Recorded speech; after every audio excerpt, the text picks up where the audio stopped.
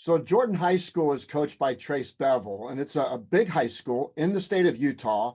And it's a program that's been struggling throughout the early season. And so we reached out to Trace and offered him an opportunity to use our Focus app. And the Focus app is designed to evaluate his team's hustle. And so Trace was all in. He embraced the process. And during that time, he started getting some lessons learned based upon the information that he was able to gather. And the information that he gathered was really based upon a couple of simple things. Number one, does his team block off well? Number two, do they challenge shots? Number three, do they close out with high hands? Do they take good shots and bad shots?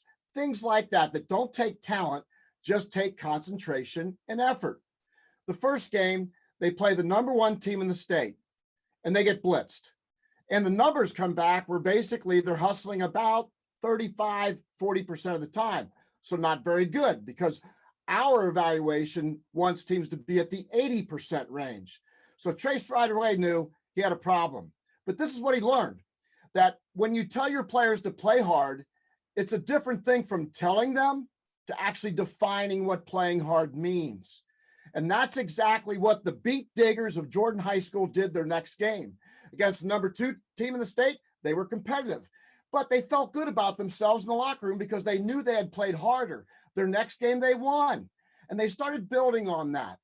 The last lessons learned for Trace Bevel was that when you evaluate all of the graphs that we provide with Focus that sees players going up, players going down, players ascending consistently or descending consistently, the team going up or the team going down, because we evaluate that as well.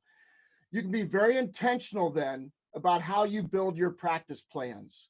And so the Beatdiggers got better because they understood that Focus would help them to truly focus on what it means to play hard. And then they had real data to drive how to build a practice plan to keep the team and individual players moving in the right direction.